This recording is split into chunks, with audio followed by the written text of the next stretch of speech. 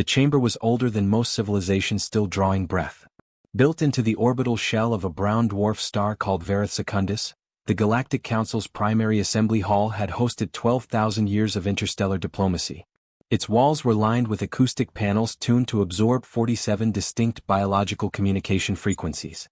Its atmospheric systems cycled through 6 different breathable compositions simultaneously. The lighting was engineered to flatter the visual spectrums of every attending species, from the ultraviolet-sensitive compound eyes of the Drevithi to the bioluminescence-dependent perception of the deep-sea Callan. Humanity had a seat in row 7. Not row 1, that was reserved for the founding 5, the species who had constructed the council before humanity had developed iron smelting. Not row 2, where the mid-tier bloc maintained their carefully negotiated influence. Row 7. The observer tier.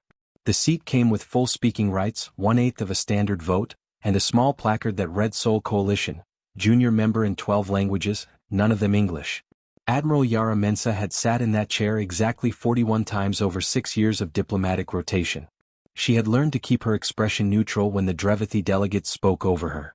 She had learned to submit written amendments 48 hours in advance because live floor motions from junior members were procedurally discouraged. She had learned to translate not just language but intent, the way the founding 5 used parliamentary process as a weapon, the way consensus was manufactured before sessions even began. She had, over 6 years, learned everything she needed to know. On the morning of the 42nd session, her chair was empty.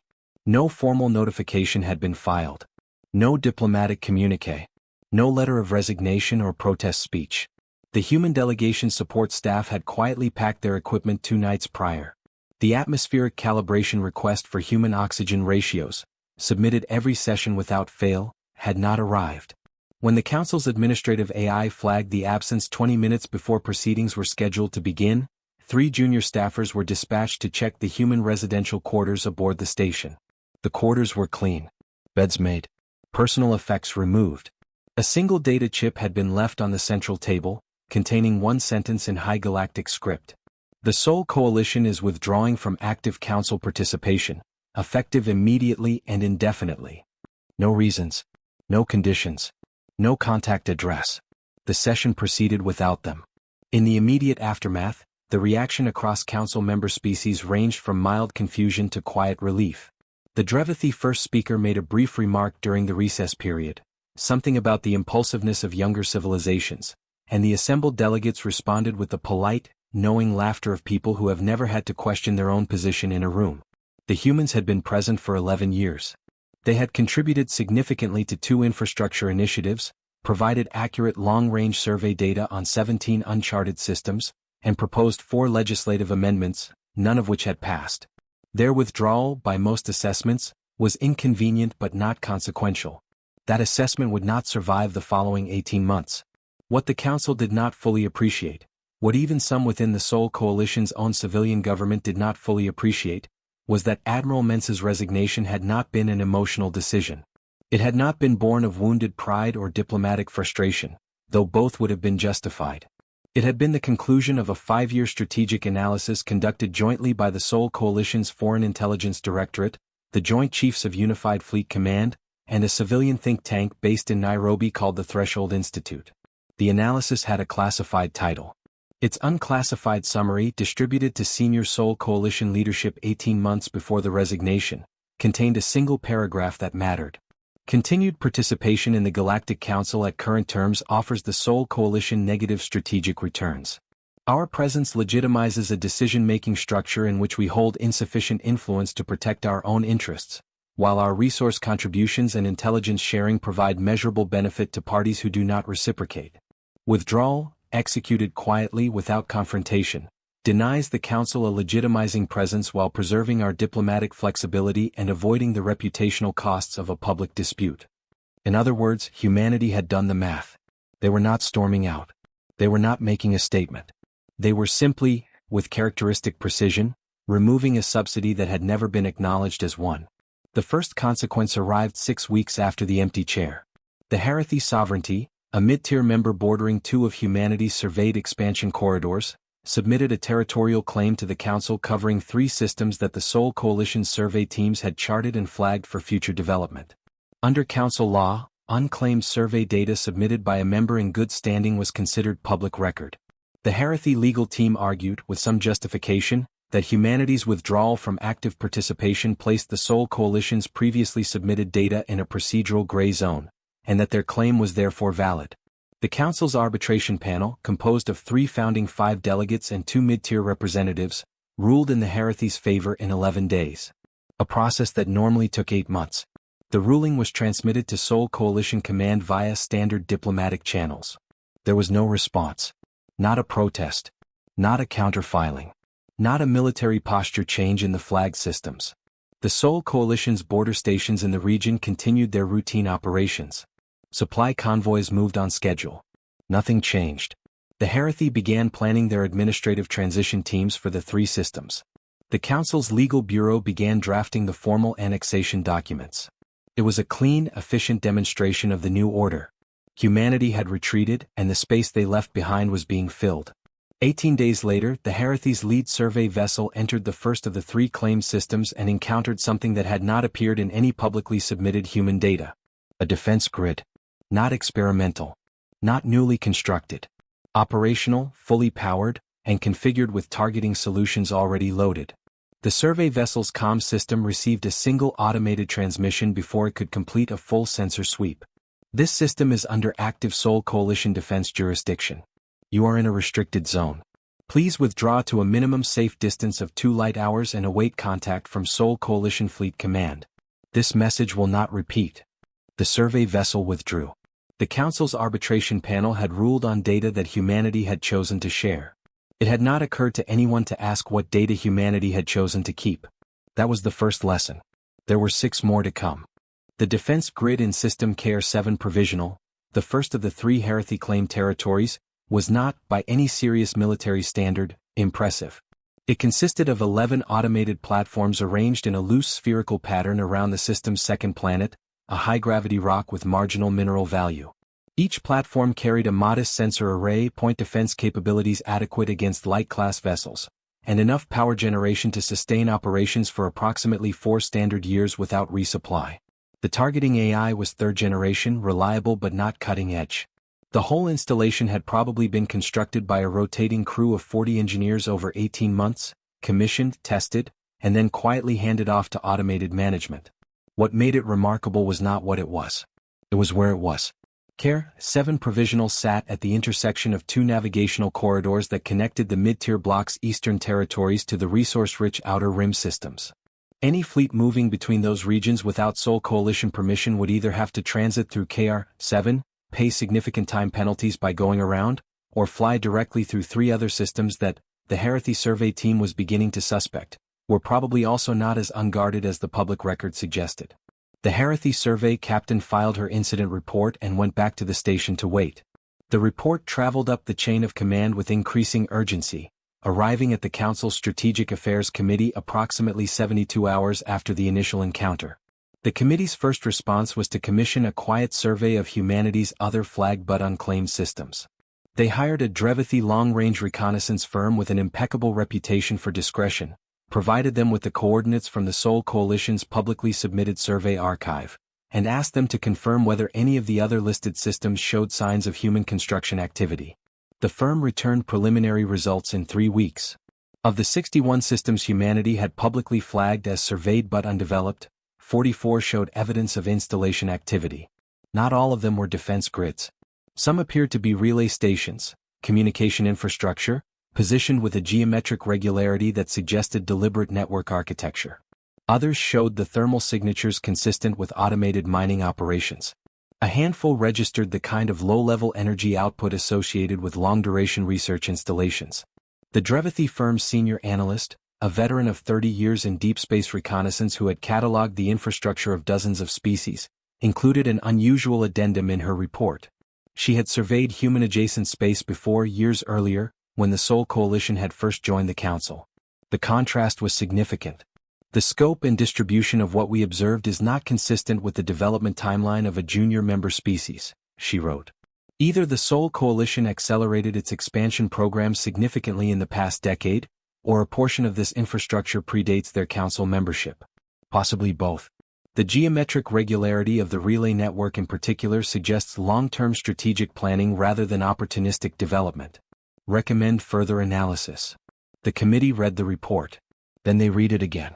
Then they quietly pulled the Seoul Coalition's original membership application from the archive, the document humanity had submitted 11 years ago when they first petitioned for Council Observer status. In the section marked Current Territorial Extent and Infrastructure, the listed assets were modest. A handful of intersystem stations. A small but functional interplanetary fleet. 3 established colony sites. Everything appropriate for a species taking its first diplomatic steps onto the interstellar stage. Either that application had been honest and something remarkable had happened since, or it had been something less than complete. Admiral Mensah, when later asked about the membership application by a journalist doing historical research, gave an answer that was technically accurate.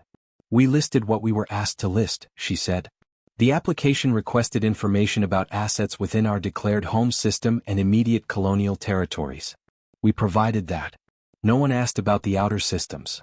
No one had asked because no one had thought to ask.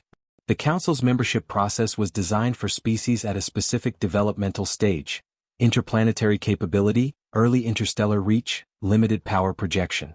The questionnaire had been written by the founding 5 roughly 3,000 years ago and updated only cosmetically since.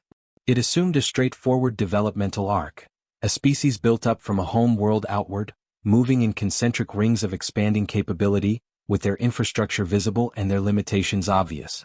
It did not account for a species that had, for complex historical reasons, learned to be very careful about what it made obvious. Humanity's caution had deep roots. The 20th and 21st centuries had been formative in ways that didn't translate easily into alien developmental models.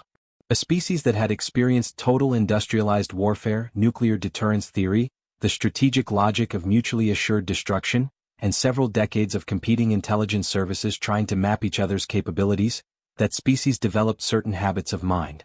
Not paranoia exactly. Something more disciplined than paranoia. Call it structural modesty. The Seoul Coalition had joined the Council showing exactly as much as was necessary to be taken seriously, and not one installation more. Their publicly submitted survey data covered real systems with real resources, presented accurately.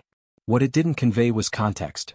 The relay network connecting those systems, the quiet automated presence maintaining access, the incremental infrastructure that transforms scattered survey points into something resembling a strategic architecture. The Council had seen the pieces. They had not seen the board. The Strategic Affairs Committee convened a closed session 3 weeks after the Drevethy firm's report was delivered. Present were representatives from the founding 5, the 3 largest mid-tier members, and the Council's chief legal officer, an elderly Callan named Sevet who had spent 60 years navigating the intersection of interstellar law and political reality. The discussion was, by all accounts that later became available through various leaks and diplomatic memoirs, extremely uncomfortable. The core problem was straightforward. The Harathi territorial claim had been approved based on the assumption that the flagged systems were genuinely undeveloped. The defense grid in KR, 7 provisional and the probable installations in 43 other systems suggested that assumption was false. Under Council law, a territorial claim could not stand against a system with prior occupancy. Even automated, unmanned occupancy counted as established presence. The Harathi claim was almost certainly invalid. But acknowledging that required the Council to acknowledge 2 other things simultaneously. First, that their own legal process had been manipulated, not through fraud, but through the precise calibration of what information was volunteered. Second, that they had no current intelligence on the full extent of human infrastructure, which meant they were making strategic assessments in a significant information vacuum. Sevet, the chief legal officer, made the observation that nobody else wanted to make. "We approved a territorial claim against a party who was not present to contest it," she said. "Under our own procedures. If the Seoul Coalition chose to return and file a formal objection, the legal foundation of that ruling would not hold." "They left," said the Drevethy first speaker. "They withdrew. They have no standing." "They withdrew from active participation," Sevet said. "Not from membership. There is a difference. We don't have a procedure for full membership termination because it has never happened. They are still, technically, members in inactive status. And inactive members retain the right to file objections." The room was quiet for a long moment. "Have they filed one?" someone asked. "No," Sevet said. "They haven't filed anything. They haven't communicated at all. They're simply present in their systems doing whatever it is they're doing. And waiting. That, more than any demonstration of capability, was what made the room uncomfortable. Not the infrastructure. Not the defense grid. The patience. A species willing to build quietly for a decade, join diplomatically, contribute selectively, watch carefully, and then walk away without a word, and then continue building quietly while everyone else tried to figure out what had just happened, was not a species reacting emotionally to a slight. It was a species executing a plan. The question that would consume the next 16 months of council deliberation was a simple one. What was the plan? The Velhari corridor crisis began as most crises do, with something small. A disputed shipping lane. 3 mid-tier species with overlapping historical claims to a navigational route through a dense asteroid field in the outer midrim. Nothing unprecedented. The Council's arbitration mechanisms had handled dozens of similar disputes over the centuries. The process was well established. Submit competing claims, appoint a neutral fact-finding panel, draft a shared use agreement, ratify it, move on. The process took, on average, 14 months.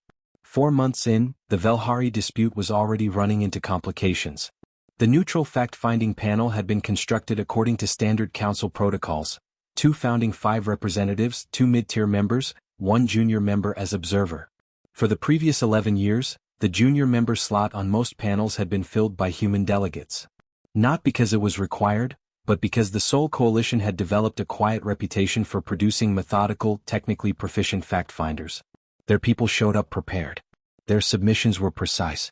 They had a particular skill for finding the specific numerical framing of a shared use agreement that all parties could accept without feeling they had conceded anything important. For the Velhari panel, the junior observer slot was filled by a Tesheri delegate, a species that had joined the council 14 months prior. The Tesheri delegate was enthusiastic, well-intentioned, and operating from a framework of interstellar law that was approximately 9 months old. The panel's first draft agreement was rejected by all 3 disputing parties simultaneously, which was itself something of a statistical anomaly. The second draft, produced 6 weeks later, managed to satisfy 2 of the 3 parties while accidentally reclassifying a section of the disputed lane in a way that violated an unrelated boundary treaty from 200 years ago, invalidating it on procedural grounds before it could be ratified. The third draft was still being written when the smallest of the 3 disputing species, the Mirati, a resource-dependent civilization with limited strategic depth, began chartering armed escorts for their commercial convoys moving through the corridor. This was noticed in the Council's Security Monitoring Division, flagged, and elevated to the Enforcement Committee. The Enforcement Committee reviewed the situation, determined that the armed escorts did not technically violate any current standing agreement since the dispute was still in arbitration, and issued a formal recommendation that all parties maintain restraint while the panel completed its work. The Mirati issued an acknowledgement and continued chartering escorts. 2 weeks later, one of those escort vessels, a privately contracted ship out of a border station called Tethys 4, had a navigational dispute with a Harathi patrol craft in a section of the corridor that both species considered their own. The exchange was brief. No weapons were fired. But a collision of competing sensor readings and incompatible communication protocols resulted in the Harathi patrol craft interpreting an evasive maneuver as a threat posture and transmitting a general distress signal to their nearest fleet station. The fleet station dispatched a response squadron. The response squadron arrived, found no active threat, and was in the process of standing down when the Mirati commercial convoy, 8 ships, legitimate cargo, no weapons beyond the escort vessel, came around the far side of the asteroid field directly into the path of a 12-ship Harathi response formation whose commanding officer had been awake for 19 hours and was operating on incomplete situational data. Nobody fired. But it was close. The incident report that reached the Council's Security Monitoring Division the following morning contained a phrase that appeared in 3 separate sections. Without a neutral third-party communication relay operating in the corridor, real-time de-escalation was not possible. The neutral third-party relay that had operated in the Velhari corridor for the past 9 years had been maintained under a cooperative agreement between the Council's Infrastructure Committee and the Sol Coalition's Communications Division. The Sol Coalition had installed it, operated it, and provided the technical staff who kept it calibrated for the 6 different communication standards used by species active in that region. The relay was still physically present. The hardware had not been removed. But its operator licenses had not been renewed 4 months ago, when they had come up for standard annual review, because the Sol Coalition was no longer attending administrative sessions where such renewals were processed.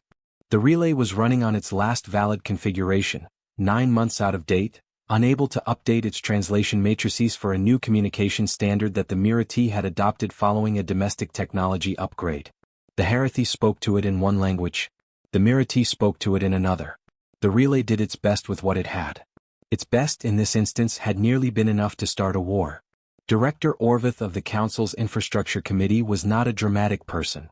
30 years in bureaucratic administration had given her a precise, unsentimental view of how systems worked and what happened when components were removed without replacement.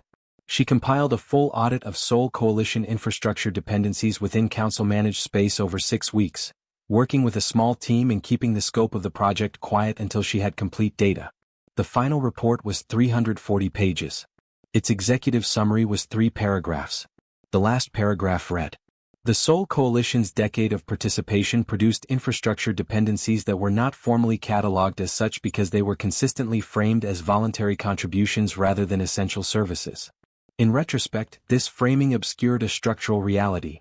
In at least 23 documented cases across communication relay networks, navigational data repositories, technical arbitration panels, medical emergency response coordination, and environmental survey protocols, Seoul Coalition participation filled roles for which no formal substitute exists. The cost of this dependency is not theoretical. It is currently manifesting across multiple active operational contexts." She presented the report to the Council's full Executive Committee on a Tuesday morning. The Drevathi first speaker's response after a long silence was, "Why were we not aware of this extent of dependency?" Director Orvatha's answer was careful. Because it accumulated gradually, and because the Seoul Coalition never drew attention to it. They simply kept showing up, doing the work, not calling it anything in particular. Another long silence. And now they've stopped showing up. Yes. Without telling us what we would lose. They may not have thought it was their responsibility to tell us, Orvath said. We were the senior members. We were the ones with institutional knowledge and 12,000 years of organizational experience. If there were dependencies being created, the reasonable expectation might have been that we would notice them ourselves. The implicit question in that statement settled over the room like a change in atmospheric pressure. The Council had spent 11 years mildly condescending to a junior member. Accepting their survey data, using their relay infrastructure, benefiting from their technical participation on arbitration panels, incorporating their navigational databases into Council systems, all while treating their diplomatic contributions as the well-meaning but limited efforts of an immature civilization finding its footing. It had not occurred to anyone in a position of authority to ask what would happen if that civilization simply stopped. Not because the question was unanswerable. Because it had not felt necessary. Senior members didn't worry about what happened when junior members left. Junior members didn't leave. They jockeyed for advancement, submitted increasingly ambitious legislative proposals, cultivated relationships with the Founding Five, worked toward the slow upward drift through the membership tiers that marked a species maturation on the interstellar stage. They didn't calculate their contributions with apparent precision, determine that the exchange was unfavorable, and quietly disappear. That wasn't how it was supposed to work. But then nobody had written that rule down anywhere. And humanity, as Director Orvath noted in the footnotes of her report with a dryness that several readers later described as almost admirable, had a well-documented history of declining to follow rules that had never been formally specified. The Velhari corridor crisis was eventually resolved. Imperfectly, expensively, and 8 months behind schedule. The communications relay was patched by a Drevathi technical team working from Seoul Coalition documentation that had been submitted as part of the original installation permit, 2 years before the situation had ever seemed relevant. It worked. Barely. And in the margins of the technical patch report, one of the Drevathi engineers wrote a note to her supervisor. This system was built better than anything we have. I want you to understand that. They gave us a good tool and we didn't even realize we were using it. The information arrived at the Council's Intelligence Sharing Bureau through a civilian channel. Not a government transmission. Not a military brief or a diplomatic cable. A research paper, submitted for peer review to the Journal of Interstellar Xenobiology, authored by 3 scientists affiliated with a university in Sao Paulo. The paper's title was academic and dense, something about biochemical signal analysis in the Outer Rim Survey Corridor designated TR9, and it had sat in the journal's submission queue for 6 weeks before a bureau analyst whose job involved monitoring scientific publications happened to notice that the survey corridor in question was well outside the Council's current mapping boundary. She read the paper 3 times. Then she forwarded it upward with a flag that read, simply, "Read this." The paper documented, with careful scientific methodology and appropriate caveats, evidence of structured biochemical signal patterns detected in a region of space that the Council's own survey records listed as unexplored. The patterns were consistent with deliberate biological engineering, not naturally occurring complexity, but the kind of layered, purposeful molecular architecture that showed up in the waste streams of civilizations that had been doing advanced biotechnology long enough to have it become ambient background noise. Someone was out there. Someone technologically sophisticated. And the Sol Coalition scientists had been quietly studying them for, based on the survey dates referenced in the paper, at least 4 years. The paper was not classified. It had been submitted to an open journal. The 3 authors had apparently made no particular effort to hide what they were describing. They had simply described it accurately using scientific language and let it sit in a queue. The bureau analyst sent an urgent message to her supervisor. Her supervisor elevated it to the Committee on Emerging Contact Situations. The committee had not convened in 11 years because no situation requiring its attention had arisen. It convened in emergency session 48 hours later. The question that dominated the first 2 hours of the session was the most obvious one. Did the Council need to initiate contact with the Sol Coalition to learn more? It was, in diplomatic terms, a humiliating question. The Council was the primary body governing interstellar relations for a region containing 47 member civilizations and claiming jurisdiction over first contact protocols within a defined spatial boundary. The idea that a junior member, one currently in inactive status, might have been conducting preliminary contact assessment on a potentially significant civilization without Council knowledge or authorization was, by any procedural standard, a serious problem. But the answer to the question of whether the Council needed to reach out to humanity was complicated by a second question. What would humanity say? The Sol Coalition had not filed any violation or kept the research secret. The paper was public. They had not requested permission for the survey missions because the relevant systems were outside the Council's jurisdiction boundary.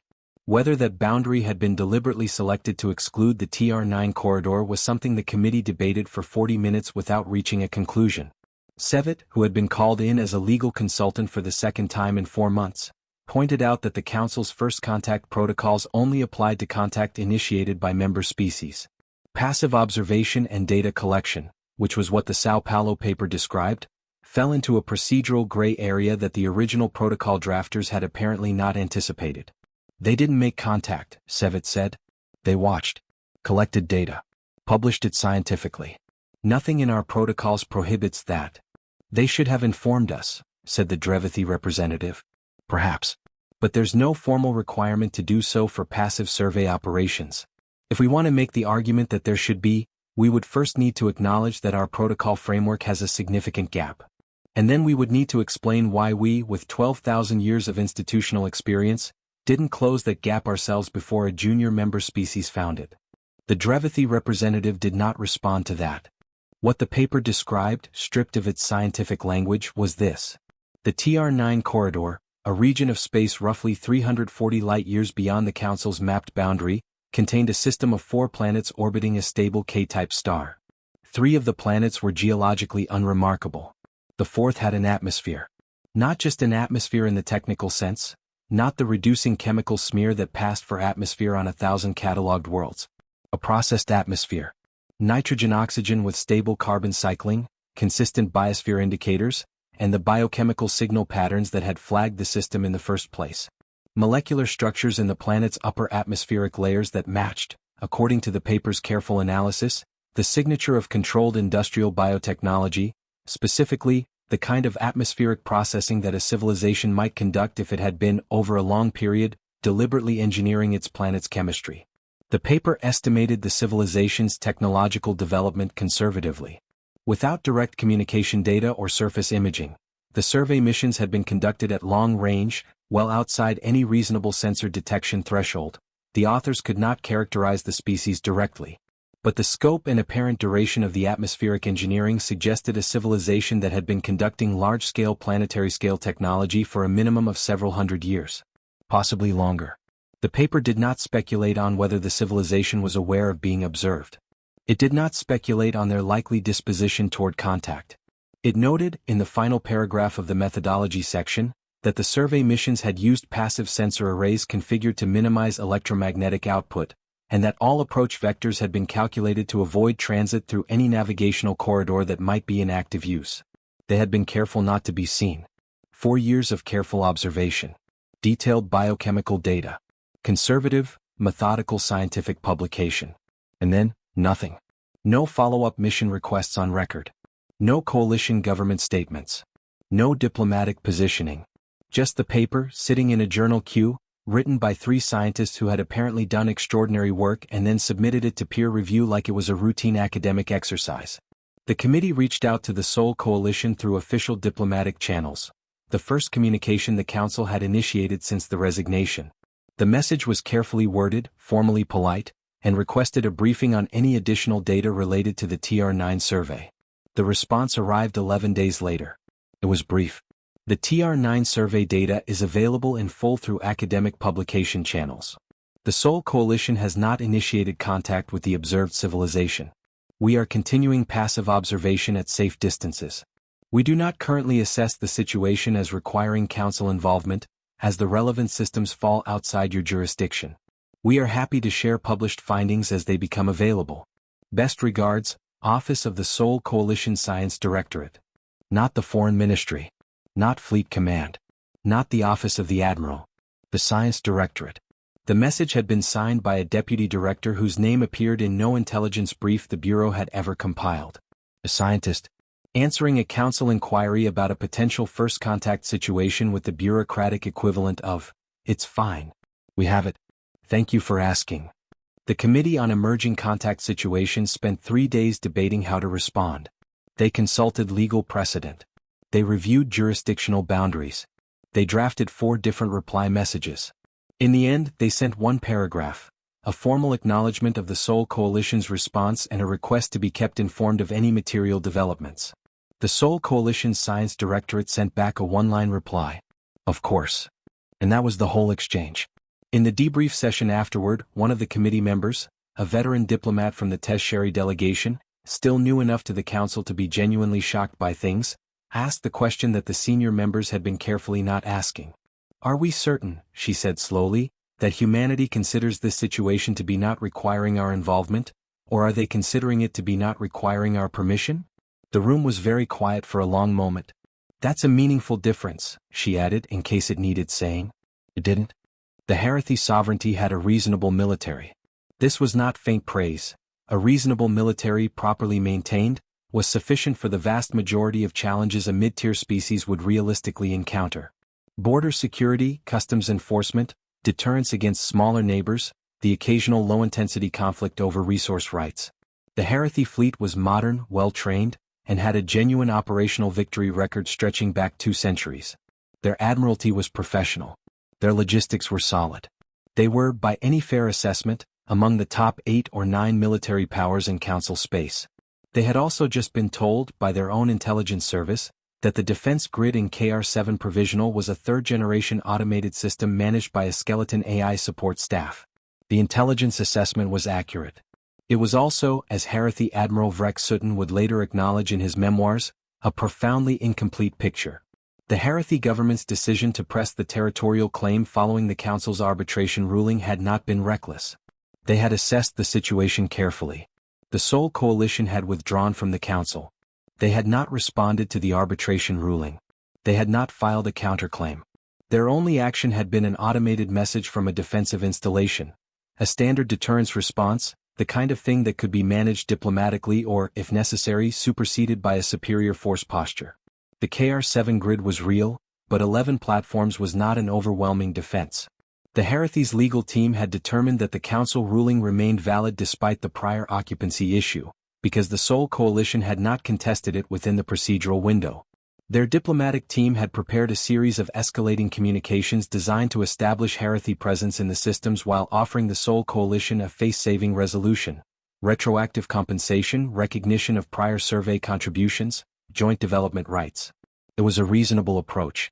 Admiral Sutton's task force arrived at the edge of KR-7 with 23 vessels.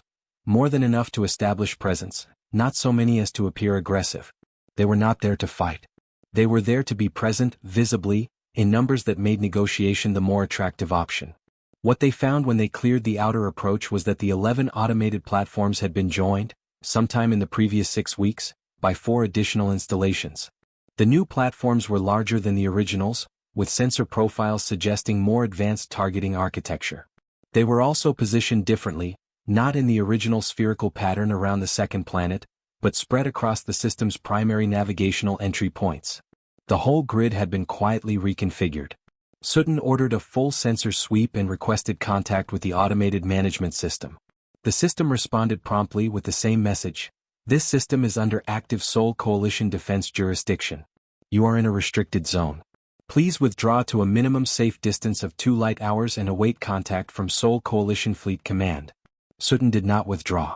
He held position, broadcast a formal notice of the Council's territorial ruling, and requested that a Seoul Coalition representative make contact within 24 hours to discuss a peaceful resolution.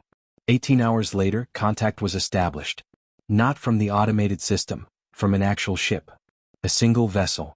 Small, fast, no visible weapons signature. It identified itself as a Seoul Coalition communications liaison and requested permission to approach. Sutton granted it. The vessel carried one person, a woman named Commander Asha Reyes, who introduced herself as a liaison officer from Seoul Coalition Fleet Command's diplomatic branch.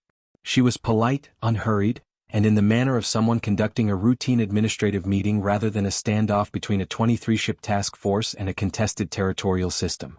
She had 3 things to communicate. First, the Seoul Coalition acknowledged the Council's arbitration ruling and did not dispute its procedural validity.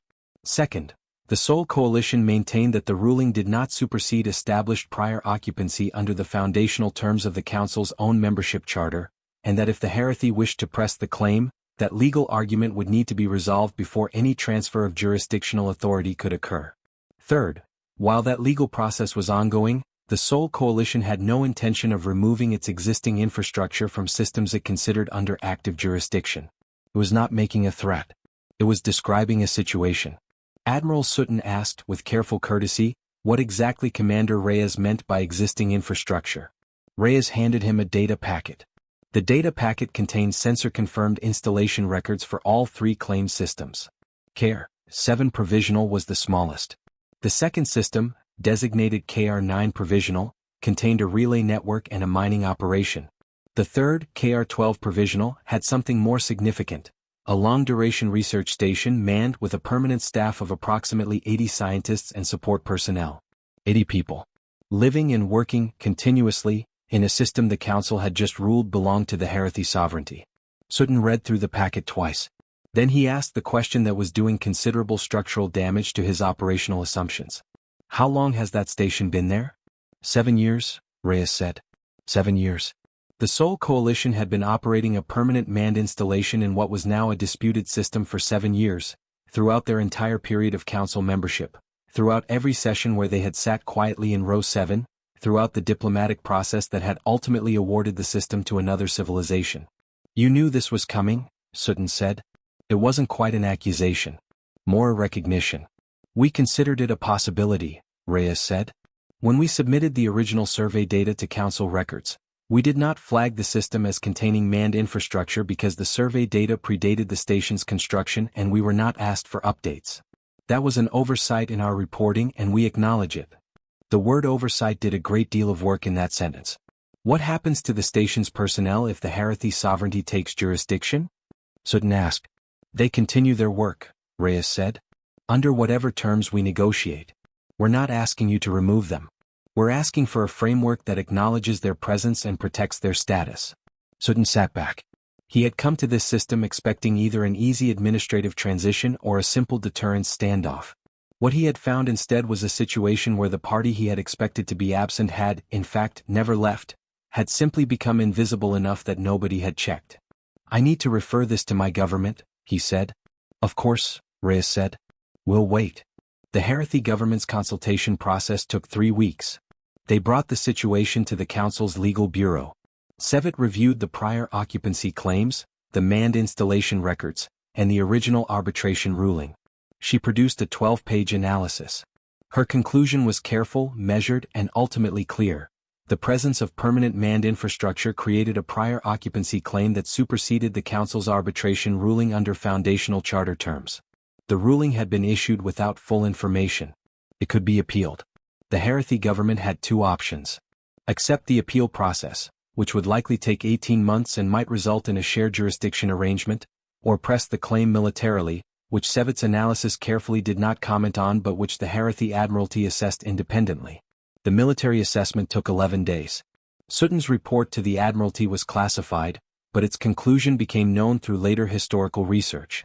The three systems contained installations that were, individually, manageable. But they were connected to a relay network that extended to at least 14 other systems, several of which showed energy signatures suggesting significant Sol Coalition presence. Taking KR 7, 9, and 12 by force would not end the situation.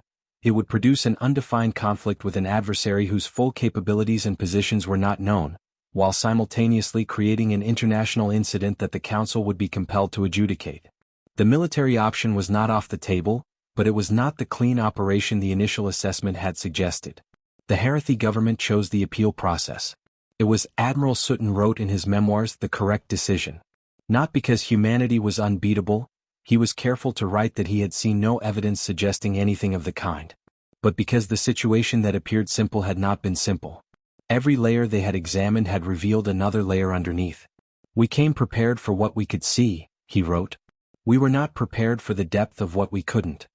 The request for a formal dialogue came from the Sol Coalition, not the Council. This was noted by everyone involved. The Council had been building toward making the request itself, had been drafting the language for a formal re-engagement invitation for roughly 6 weeks, working through the procedural complexities of inviting an inactive member back to the table in a way that didn't imply that the Council had been damaged by their absence, which it had, visibly, and which everyone knew, which made the drafting process genuinely difficult. The Sol Coalition's message arrived before the draft was complete. It was addressed to the full Council Executive Committee, transmitted through standard diplomatic channels, signed by Foreign Minister Kofi Asante, the first direct communication from the Sol Coalition's senior leadership since Admiral Mensah had left the data chip on the table 14 months ago. It was 3 paragraphs. The first paragraph acknowledged that the period of inactive status had allowed the Sol Coalition to review its relationship with Council participation and that the review was now complete. The second paragraph stated that the Sol Coalition was interested in resuming active membership under a revised structural arrangement, and that they were prepared to detail their proposals at a formal dialogue session at a mutually agreeable location. The third paragraph contained a sentence that the Council's senior members read several times each, in several different orders, trying to determine whether it said what it appeared to say. We believe that a durable, mutually beneficial relationship between the Sol Coalition and the Galactic Council is possible and desirable, and that the foundation for such a relationship should reflect the actual contributions and capacities of all parties more accurately than the current membership structure allows. It said what it appeared to say. The dialogue session was held at a neutral station, not the Council's primary assembly at Varith Secundus, but a smaller diplomatic facility in the Oran system, chosen by mutual agreement. The Sol Coalition's delegation was 5 people: Foreign Minister Asante, Admiral Mensah, a legal specialist named Dr. Priya Nair, and 2 technical advisors whose specific roles became clear only as the session progressed. The Council's delegation was 17, which told its own story about the anxiety surrounding the meeting. Asante opened with a straightforward statement. The Sol Coalition was not returning to ask for better treatment, more respectful conduct, or symbolic recognition of their contributions. They were returning to propose a structural reorganization of membership tiers and decision-making authority that would, in their assessment, produce a more effective and stable council for all members. The Drevithi first speaker asked what specific structural changes the Sol Coalition had in mind. Admiral Mensah, who had not spoken yet, opened a document on the room's shared display system. The document was 70 pages. The Sol Coalition's technical advisors had spent the next 3 hours walking through it section by section, and the experience was, for the Council's senior delegation, somewhere between illuminating and disquieting. The proposal was not aggressive. It was not a power grab dressed in diplomatic language. It was, in its construction and logic, something closer to a systems audit, a careful, evidence-based analysis of where the Council's decision-making structure produced good outcomes, where it produced poor ones, and what architectural changes would address the documented gaps.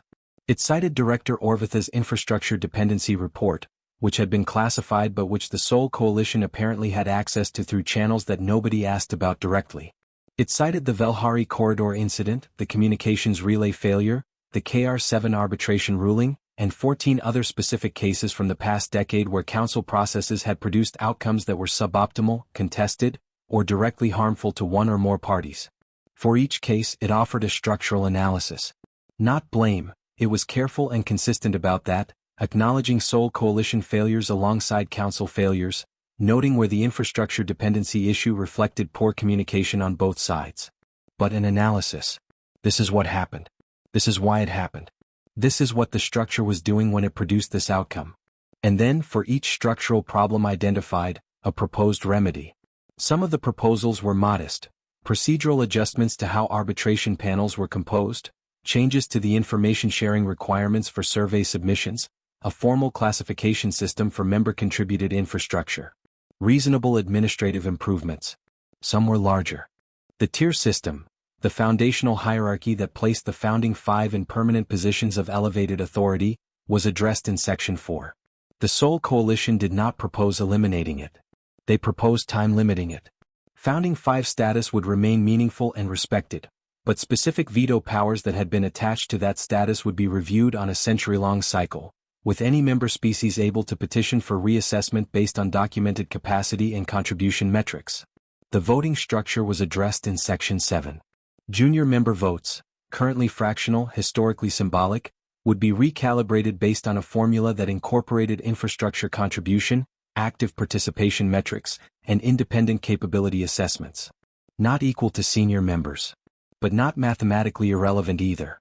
Section 9 was the one that the Drevithi first speaker spent the longest time reading.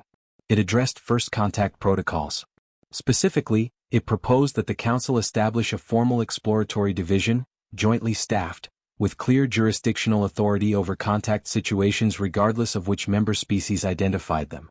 With robust intelligence sharing requirements. With a decision-making structure that gave technically capable members meaningful authority in situations where their capabilities were determinative. The TR9 corridor was not mentioned by name. It didn't need to be. The session recessed for 4 hours. The Council's delegation met privately. The conversation, by later accounts from several participants, was not comfortable. The Drevithi first speaker's position was that the proposals were overreaching, that the Council structure had served interstellar civilization for 12,000 years and that a junior member's dissatisfaction, however articulately expressed, did not constitute grounds for fundamental reform. Sevet, who had been brought as a legal advisor, offered a different framing. The Sole Coalition's proposals, she noted, were not backed by any formal leverage. They were not threatening military action, they were not withholding services, they were not making ultimatums. They were presenting a document. The Council was free to reject it. But, she continued, the document was substantially correct. The infrastructure dependencies it cited were real. The arbitration failures it documented were real. The gaps in first contact protocols were real. The Council could decline to make the changes and maintain the current structure, and the current structure would continue producing the outcomes it had been producing. The humans didn't break anything when they left, she said. What broke was already there. They just showed us where it was. The Drevithi first speaker asked whether Sevet was recommending that the Council accept the proposals. I'm recommending that we read them carefully, she said. All 70 pages. And that we respond to the substance rather than the source. The formal negotiation process took 9 months. Not every proposal was accepted as written. The tier review mechanism was modified significantly, with longer cycles and higher petition thresholds. The voting recalibration formula was adjusted to weight different metrics differently. Section 9, the first contact division, was accepted largely intact, after the Council Science Committee privately acknowledged that they had nothing currently operational that could match the Sole Coalition's demonstrated capability in that area. The final agreement was signed at Verith Secundus, in the chamber with the 47 communication frequencies and the carefully calibrated lighting. Humanity's seat was moved. Not to row 1, that wasn't what had been asked for. But to row 3 in the senior member tier, with a full weighted vote and a permanent seat on the newly established Exploratory Contact Division. Admiral Mensah attended the signing ceremony. She did not give a speech. She sat in the new chair, reviewed the document one final time and signed it with a pen, an anachronistic choice that several alien delegates noted with curiosity. When asked about it afterward, she said the pen had belonged to her predecessor, the first human delegate ever to attend a council session 30 years ago. He had brought it because he thought it would make a good story someday. She supposed it had. 3 years after the signing ceremony, the TR-9 contact situation resolved itself in a way that nobody had planned and almost nobody had predicted. The civilization in the corridor, designated Velhi Prime in the Sol Coalition's internal records, a name that had never appeared in any council document until this point, made first contact themselves. Not with the council. Not through diplomatic channels. Not via any of the formal communication protocols that the newly established Exploratory Contact Division had spent 8 months carefully designing. They sent a signal to KR-7 Provisional. Specifically, to the research station there, the one with 80 people that had been quietly operating for 7 years while two civilizations argued about who owned the surrounding space. The signal was precise, targeted, and encoded in a format that the station's xenolinguistics team spent 4 days decoding before realizing, with some combination of shock and professional delight, that the encoding was derived from the biochemical signal patterns that the Sao Paulo team had published in their journal paper 3 years ago. The Velhi Prime had read the paper. Or something functionally equivalent. They had detected the survey missions, analyzed what they could of the observational methodology, and constructed a communication that reflected back the framework humanity had used to observe them. They weren't responding to a message. They were responding to the act of careful, non-intrusive observation itself. They had noted that whoever was watching them had been watching quietly, at distance, without approach. And they had decided that a species which was capable of observing without disturbing was worth talking to. The station's senior xenolinguist sent an urgent message to Fleet Command. Fleet Command forwarded it to the Sol Coalition Science Directorate. The Science Directorate forwarded it to Foreign Minister Asante. Asante, following the new protocols established under the Council Agreement, notified the Exploratory Contact Division within 24 hours. The Contact Division's first joint session was called on 12 hours' notice. 23 representatives from 14 species crowded into a conference room at the Council's secondary station. The Sol Coalition's 2 technical advisors from the original restructuring talks were present, along with specialists from 4 other member civilizations and Sevet, who at this point seemed to be present at every significant moment in recent Council history by some form of institutional gravity. The session lasted 9 hours. What the Contact Division established, after 9 hours of detailed technical discussion, was a framework. Not a script. Not a decision about what to say. A framework for how to approach the situation, what information to share, what to hold back, what posture to project, how to calibrate the initial exchange to produce the maximum probability of a productive long-term relationship rather than a misunderstanding with potentially permanent consequences. The Sol Coalition's team led most of the technical discussion, because they had 4 years of observational data that nobody else had. They shared it without reservation. Everything in the archive, fully annotated, with methodology notes and uncertainty assessments attached. It was, in the collective memory of everyone present, the most comprehensive first contact intelligence package any of them had ever seen assembled. At one point during the session, a representative from a species called the Orvani, a civilization that had been in the Council for 800 years and had participated in 3 previous first contact processes, stopped the discussion to ask how the Sol Coalition's survey teams had managed to observe a technologically sophisticated civilization at this range without detection for 4 years. The technical advisor who answered, a quiet, precise woman named Dr. Chin, said that it was primarily a matter of patience and equipment calibration. Their sensor arrays were designed for minimal electromagnetic footprint. Their approach vectors were calculated to avoid any navigational path that might have been in use. They had never transmitted anything active toward the system. You just watched, the Orvani representative said. Yes, Dr. Chin said. For 4 years. And in your assessment, did the Velhi Prime know they were being observed? Dr. Chin considered the question for a moment. I think they may have suspected.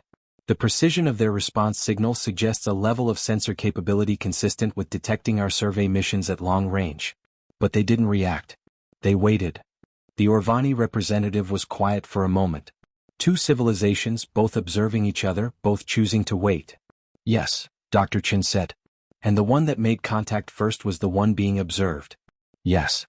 The Orvani representative made a note on her tablet. It was clear from her expression that she was thinking about something beyond the immediate situation. Something about what this exchange implied about the nature of first contact, about the different ways a civilization could signal its character, about what it meant that the Velhi Prime had specifically reached out to the Quiet Watchers rather than to the Council, with all its accumulated authority and 12,000 years of institutional presence. They had chosen the species that knew how to be patient, how to observe without disturbing. How to be present without demanding acknowledgement. The first formal exchange with the Velhai Prime took place 7 months later. It was conducted jointly by the Contact Division, with Sol Coalition xenolinguists leading the communication process and representatives from 6 other species present as observers and co-participants. It went well. This is, in the historical record, something of an understatement. The Velhai Prime interaction became a case study referenced in Contact Division training materials for decades afterward, an example of how a careful, patient, collaborative approach to initial communication could establish the kind of foundational trust that made everything subsequent easier. But the mechanics of how it went well are less important than why, and the why was something that several participants reflected on afterward with varying degrees of explicitness. The Velhai Prime had made a choice. They were a civilization of significant capability. The atmospheric engineering alone, the Contact Division scientists estimated, represented several centuries of sustained technological development. They had the means to have been more aggressive in their response to being observed. They could have sent a warning. They could have sent nothing at all. They had sent a carefully constructed signal, derived from the methodology of their observers, addressed to a specific station, implicitly saying, "We noticed how you watched us and we respect it and we want to talk." That signal had been directed at humanity. And humanity, under the new Council framework, had immediately shared it, built a collaborative process around it, and brought the entire galactic community into what could have been a unilateral advantage. That choice, to share rather than leverage, was not unnoticed. Admiral Mensa retired from Active Fleet Command 8 months after the Velhai Prime contact was formally established. She spent her retirement years writing, primarily, not memoirs which she considered self-indulgent, but technical analyses of decision-making in complex diplomatic environments, published through academic channels to modest but consistent readership. One of her essays, written in the 4th year of her retirement, became more widely read than anything else she produced.